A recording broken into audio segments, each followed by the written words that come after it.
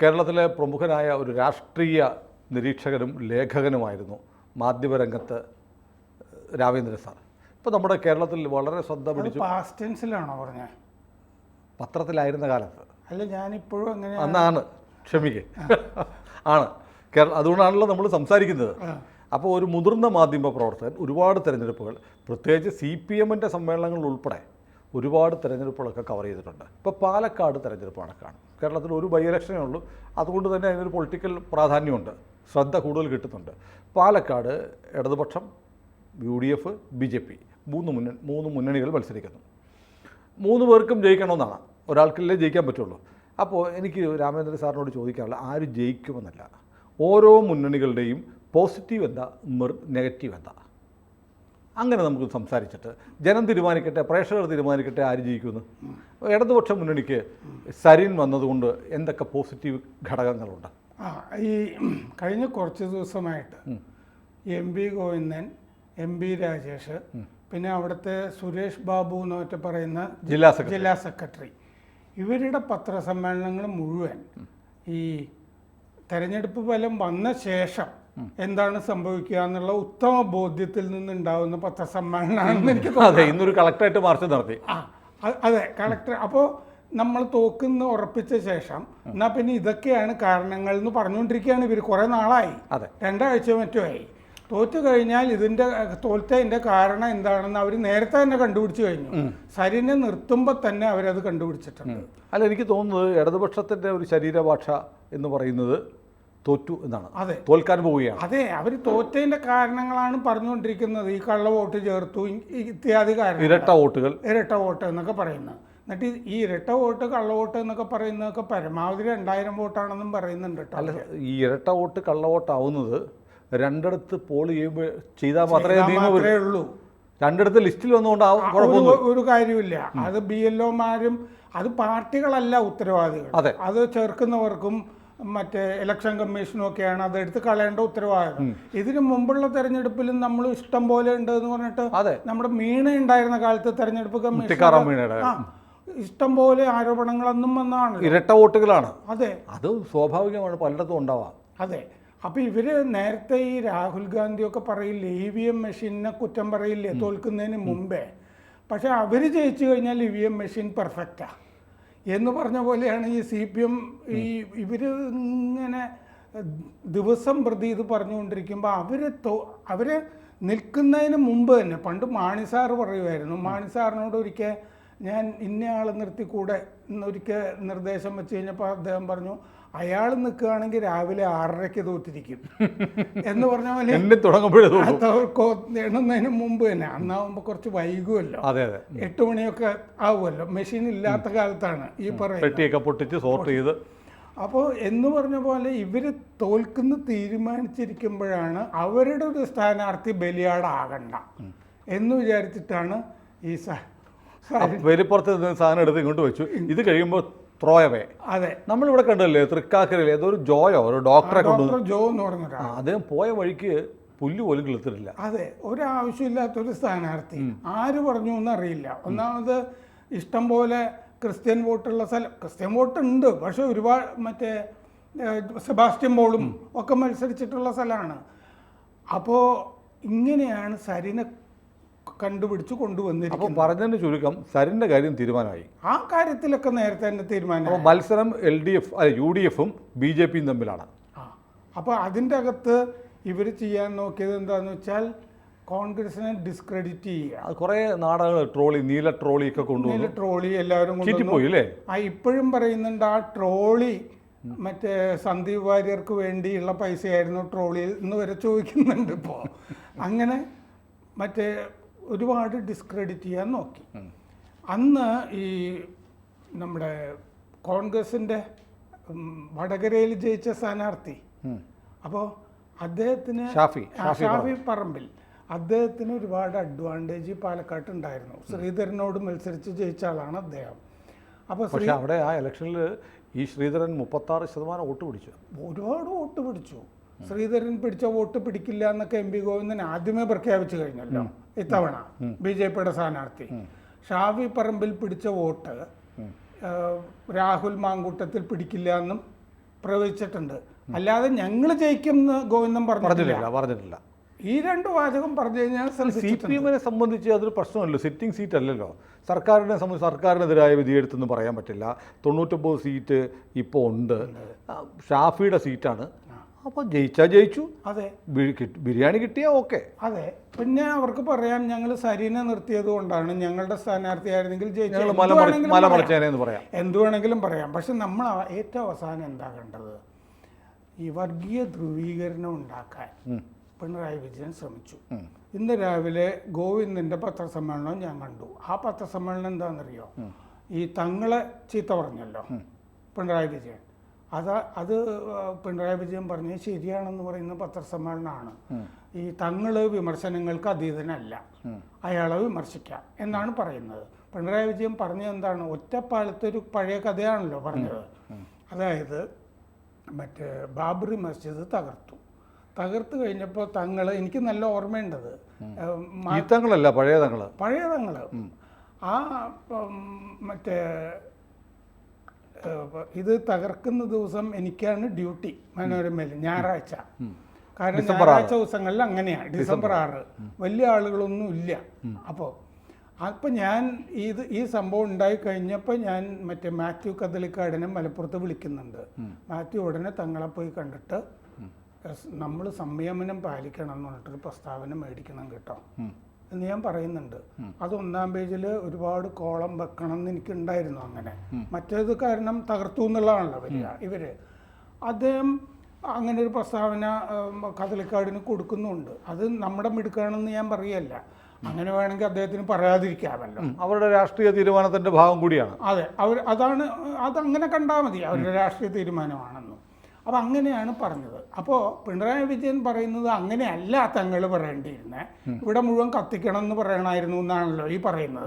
കാരണം തങ്ങൾ പിന്നീട് ഒറ്റപ്പാലം ഉപതെരഞ്ഞെടുപ്പ് കാലത്ത് ഒറ്റപ്പാലത്ത് ചെന്ന് കഴിഞ്ഞപ്പോൾ പ്രവർത്തകന്മാർ അദ്ദേഹത്തിൻ്റെ മീറ്റിങ്ങുകൾക്ക് പോകാനൊക്കെ വിസമ്മതിച്ചു. ഇതാണ് പിണറായി വിജയൻ പറയുന്നത്.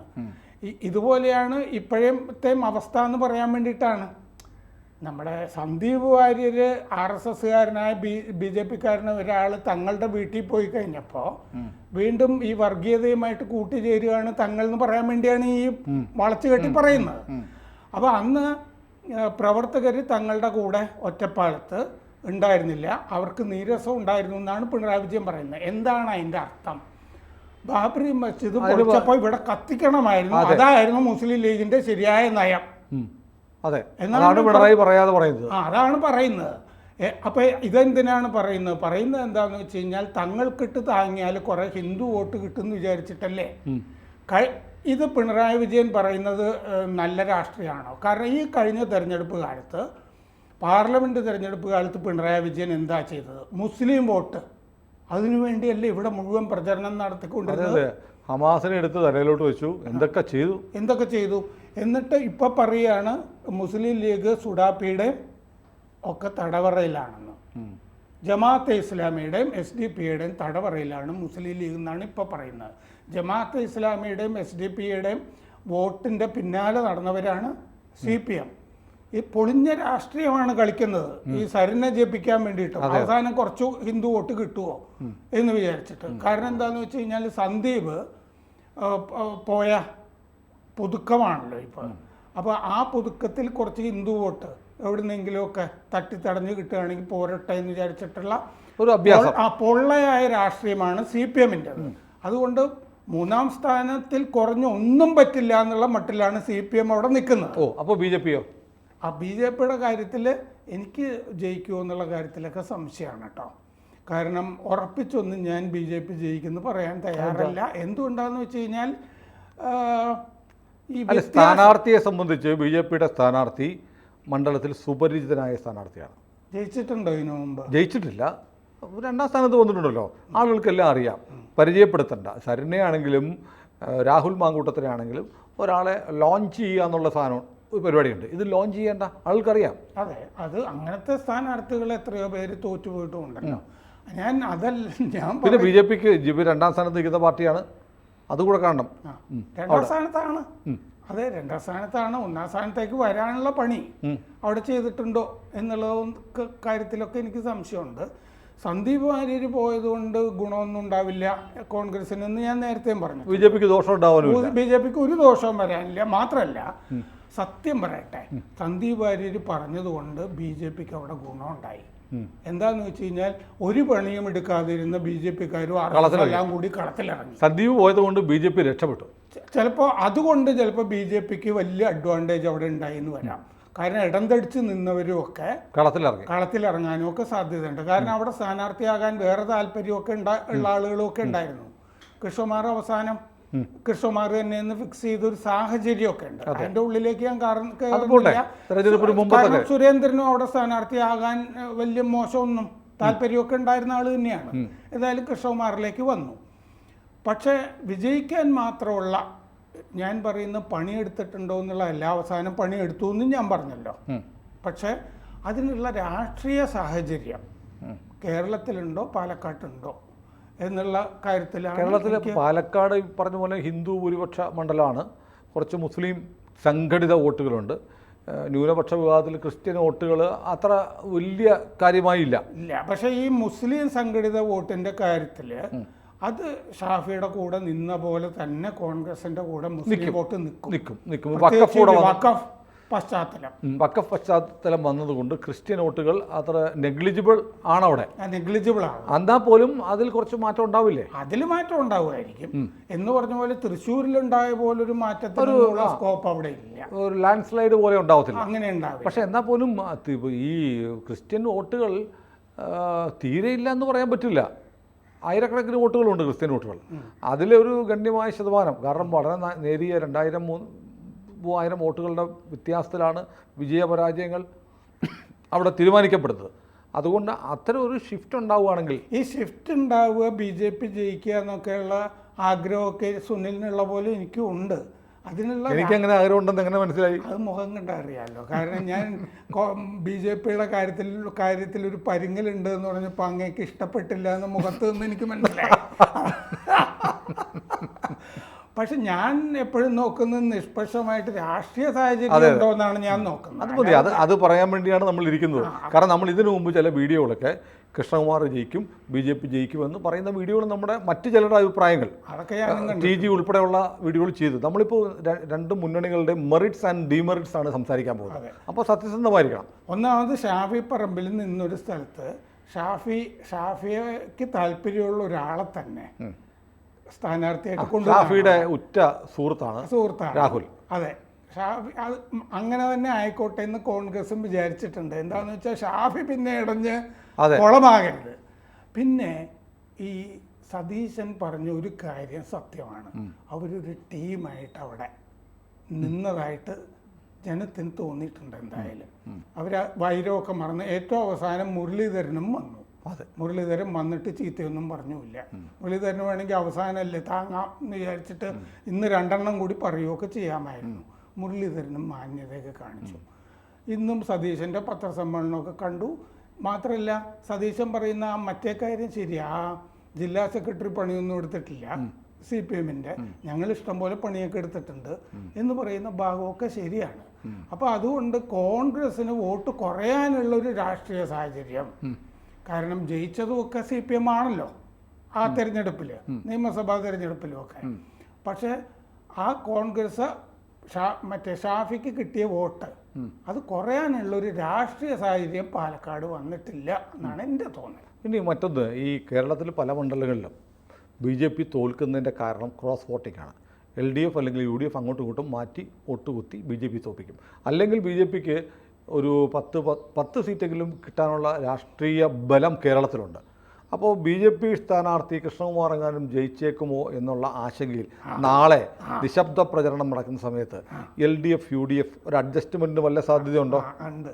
കാരണം അവിടെ ഞാൻ നേരത്തെ തന്നെ സരിൻ്റെ കാര്യം പറഞ്ഞില്ലേ, അദ്ദേഹത്തിന് ഒരു ബലിയാടായിട്ട് നേരത്തെ തന്നെ കാൽക്കുലേറ്റ് ചെയ്ത് എടുത്തിരിക്കുകയാണെന്ന്. അപ്പോൾ അവസാനം ഈ കൃഷ്ണകുമാറിൻ്റെ കാര്യത്തിൽ ഞാൻ ഈ സംശയം പറയുന്നതിൻ്റെ പ്രധാനപ്പെട്ട ഒരു കാരണം ഇതാണ്. അവസാനം CPM മറ്റേ കോൺഗ്രസ്സിന് വോട്ട് ചെയ്യാം എന്ന് തീരുമാനിച്ചാൽ അത് നമുക്ക് തെറ്റു പറയാൻ പറ്റും. പക്ഷേ ഇവർ ഇത്തവണ വളരെ വാശിയിൽ അങ്ങോട്ടും ഇങ്ങോട്ടും വലിയ ഏറ്റുമുട്ടൽ LDF UDF നടത്തി. അങ്ങനെയല്ല അതിൻ്റെ പ്രശ്നം. എന്താണെന്ന് വെച്ച് കഴിഞ്ഞാൽ ഏറ്റവും കൂടുതൽ വിഭാഗീയത CPM-ലുള്ള ഒരു സ്ഥലമാണത്. കൃഷ്ണദാസ് ഈ കാട്ടിക്കൂട്ടിയതൊക്കെ കണ്ടില്ലേ? മറ്റേവർ പറഞ്ഞ ആ ബാഗിൻ്റെ സാധനമൊന്നും പറയാൻ പാടില്ലായിരുന്നു, അത് രാഷ്ട്രീയമല്ല എന്ന് കൃഷ്ണദാസ് പറഞ്ഞില്ലേ? ഈ കൃഷ്ണദാസിനെ ഈ ജില്ലാ സെക്രട്ടറിയെ കണ്ടുകൂടാ. അപ്പോൾ കൃഷ്ണദാസ് വിഭാഗം എന്തായാലും CPM-ൻ്റെ സ്ഥാനാർത്ഥിക്ക് വോട്ട് ചെയ്യാൻ ഒരു സാധ്യതയും അവിടെ ഇല്ല. അപ്പോൾ അതുകൊണ്ട് ക്രോസ് വോട്ടിംഗ് CPM ഔദ്യോഗികമായി നടത്തിയില്ലെങ്കിൽ തന്നെ കൃഷ്ണദാസും സംഘവും ചെയ്യും. ക്രോസ് വോട്ടിംഗ് അവിടെ നടക്കും. കൃഷ്ണദാസിന് ഈ പറഞ്ഞ പോലെ ഗ്രൗണ്ട് സപ്പോർട്ടൊക്കെ ഉണ്ടോ? വേണ്ടല്ലോ. അല്ലാത്ത ഈ എതിർപ്പുള്ള ധാരാളം ആളുകൾ, പഴയ CPM ഒന്നും അല്ല ഇത്, പഴയ കൊച്ചിയല്ല, ഇപ്പോഴത്തെ കൊച്ചി എന്ന് പറയുന്നില്ല സിനിമയിൽ. അതുപോലെ പഴയ CPM ഒന്നുമല്ല. ആ ഒരു കെട്ടുറപ്പ്, ഈ കേഡർ സ്വഭാവം ഒന്നും ഇല്ല ഇപ്പോൾ, അതൊക്കെ പോയി കഴിഞ്ഞു. ആൾക്കൂട്ടമാണ്. അപ്പോൾ അതുകൊണ്ട് അവർക്കുള്ള ഇഷ്ടമുള്ള ആളുകൾക്കൊക്കെ ഒന്നാമത് സരിൻ വന്നതിൽ ഒരു താല്പര്യമില്ലാത്ത ധാരാളം സഖാക്കൾ ജയിച്ചു പോയ ഒരുപാട് സഖാക്കളുടെ അവസരവും പോയി. അപ്പോൾ CPM-ന് മുമ്പ് കിട്ടിയിരുന്ന വോട്ട് പോലും ഇത്തവണ കിട്ടണമെന്നില്ല. അങ്ങനെയാണ് ഈ രാഷ്ട്രീയം അവിടെ ഉള്ളത്. അപ്പോൾ നമ്മൾ സാറിപ്പോൾ ഈ 3 മുന്നണികളുടെയും സാധ്യതകളും ബലഹീനതകളും പറഞ്ഞു. ഇനി ഞാനൊരു കാര്യം പറയട്ടെ, കൃഷ്ണകുമാർ ജയിക്കും. ഞാൻ കൃഷ്ണകുമാർ ജയിക്കില്ല എന്ന് ഞാൻ പറഞ്ഞിട്ടില്ല. അത് നന്നായി.